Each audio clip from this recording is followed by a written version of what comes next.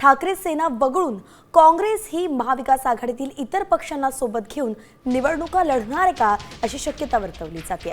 उद्धव आणि राज ठाकरे यांच्या युतीच्या पार्श्वभूमीवरतीच काँग्रेसने हा निर्णय घेतल्याची माहिती सूत्रांनी दिलेली आहे। आगामी महापालिका निवडणुकांसाठी निर्णय असल्याचं सूत्रांनी सांगितलेलं आहे।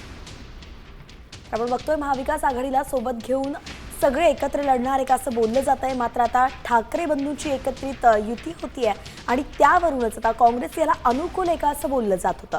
अखेर आता काँग्रेस ठाकरे सेनेला वगळून इतर महाविकास आघाडीतील पक्ष जे आहेत त्यांच्या सोबत लढणार असं कळतंय। गिरीश कांबळे आपले प्रतिनिधी आपल्या सोबत आहेत। गिरीश, का काँग्रेस अनुकूल नसल्याचं कळतंय ठाकरेंना सोबत घेण्यासाठी?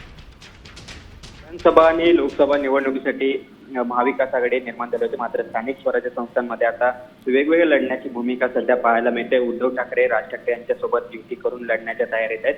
अशा स्थितीत काँग्रेसचं काय आणि राष्ट्रवादी काँग्रेसचं काय याबाबतच्या चर्चा होत्या। त्यावरून आता राज ठाकरे यांच्यासोबत जायचं का याबाबतचा निर्णय काँग्रेसच्या जे हायकमांड आहे दिल्लीत त्यांच्याकडून अद्याप निर्णय आलेला नाहीये। मात्र आता काँग्रेस ठाकरेंना वगळून फक्त राष्ट्रवादी काँग्रेस आणि काँग्रेस हे दोन आणि इतर जे काही मित्र पक्ष असतील त्यांच्यासोबत युती करून आघाडी करून या ठिकाणी आगामी स्थानिक स्वराज्य संस्थांच्या निवडणुका लढण्याच्या तयारीत आहे असं विचारधीन आहे।